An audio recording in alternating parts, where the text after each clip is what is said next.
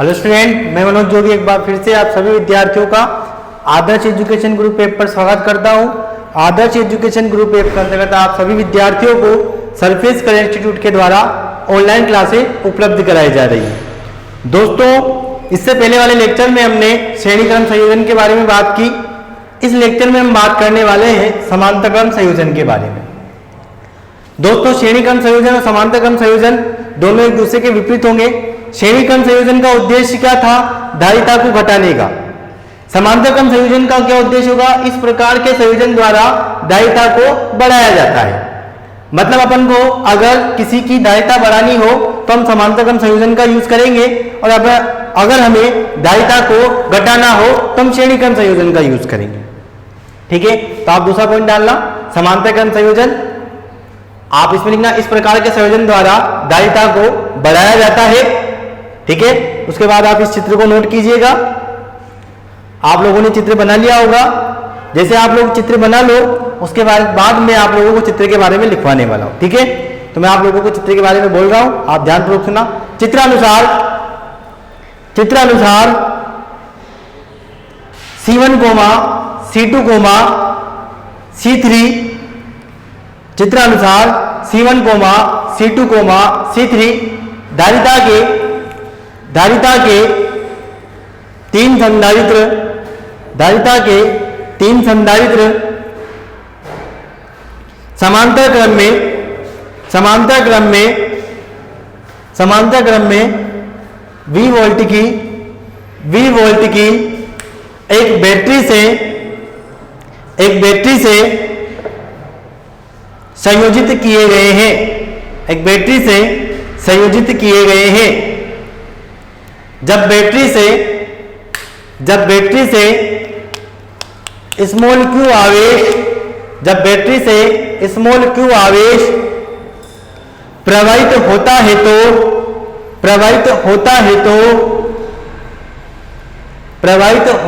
तो तीनों संधारित्रों में प्रवाहित आवेश की मात्रा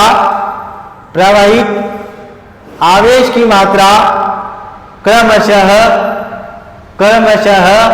Q1, Q2, प्रवाहित आवेश की मात्रा क्रमशः Q1, Q2, Q3 होती है। लेकिन उत्पन्न विभवांतर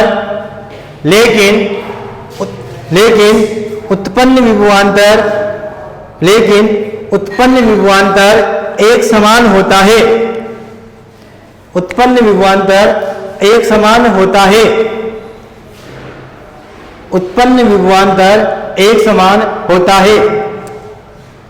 अतः आवेश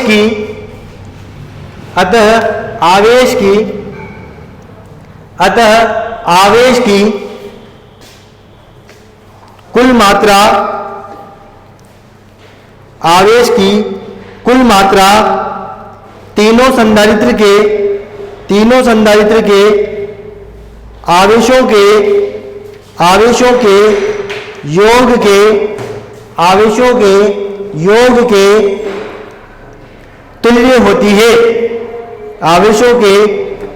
के तुल्य होती है।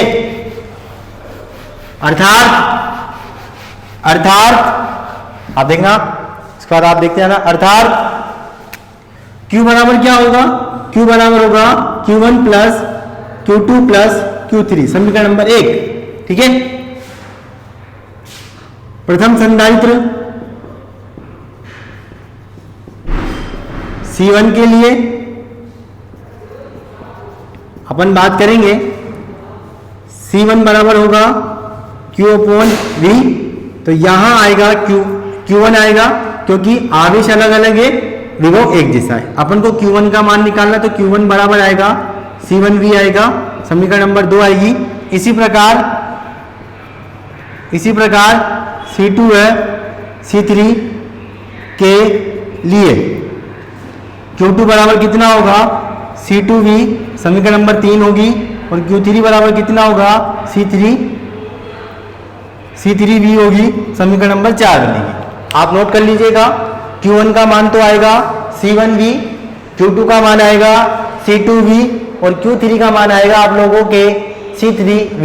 ठीक है, समीकरण नंबर 4 तक हो चुका है। अब अपन क्या करेंगे, समीकरण नंबर 2, समीकरण नंबर 3 व समीकरण नंबर 4 से मान 1 में रखने पर, तो आप लिखना समीकरण नंबर 2, समीकरण नंबर 3 व समीकरण नंबर 4 से मान, समीकरण नंबर 2, समीकरण नंबर 3 व समीकरण नंबर 4 से मान समीकरण नंबर 1 में, समीकरण नंबर 1 में रखने पर, जैसे अपन मान रखेंगे तो Q बराबर आएगा C1V,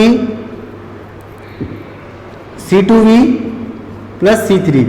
ठीक, कुछ कॉमन आ रहा है, V कॉमन ले लो, क्या बनेगा C1 plus C2 plus C3 बन जाएगा, समीकरण नंबर आपके बन जाएगी 5। ठीक है, आगे अपन बात करेंगे चूंकि C बराबर होगा Q अपॉन V, कुल धारिता की बात करें तो V बराबर होगा QV, तो समीकरण नंबर 5 से, समीकरण नंबर 5 से Q की जगह आप लिखो CV बराबर होगा V, और आएगा C1 plus C2 plus C3। ठीक है, V से V कैंसिल होगा, तो C बराबर आपका आएगा C1 plus C2 plus C3। ठीक है, तो आप लोगों के बन जाएगी समीकरण नंबर 6। समीकरण नंबर 6 तुल्य धारिता को प्रदर्शित करेगी। समीकरण नंबर 6 तक नोट कीजिएगा, आप लोग समीकरण नंबर 6 तक नोट कीजिएगा। समीकरण नंबर 6 तुल्य धारिता के व्यंजक को प्रदर्शित करती है। जैसे आप लोगों की समीकरण नंबर 6 बनेगी, आप समीकरण नंबर 6 के नीचे लिखना इस प्रकार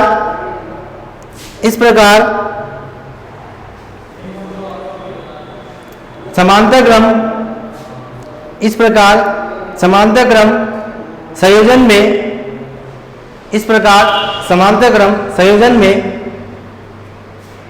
संधारित्रों को जोड़कर धारिता के मान को बढ़ाया जा सकता है, धारिता के मान को बढ़ाया जा सकता है। इसके नीचे लिखना, पैराग्राफ चेंज करके वापस लिखना, समांतर क्रम संयोजन में तुल्य धारिता का मान, समांतर क्रम संयोजन में तुल्य धारिता का मान, समांतर क्रम संयोजन में तुल्य धारिता का मान संधारित्र की प्रत्येक संधारित्र की धारिता के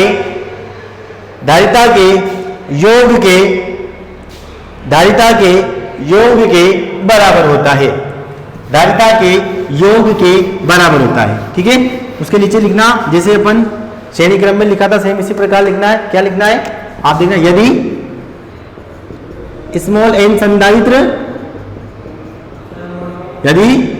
n संधारित्र समांतर क्रम में जुड़े हो, C बराबर कितना आएगा C1 plus C2 plus C3 plus dash plus Cn, या C बराबर आप लोगों का आ जाएगा सिग्मा i का मान 1 से लेके n तक, और आएगा आपके Ci। ठीक है, इस प्रकार से आपके संधारित्रों का संयोजन वाला टॉपिक यही समाप्त हुआ। आपको इस वीडियो से संबंधित कोई समस्या हो तो प्लीज बताइएगा। वीडियो देखने के लिए बहुत बहुत धन्यवाद।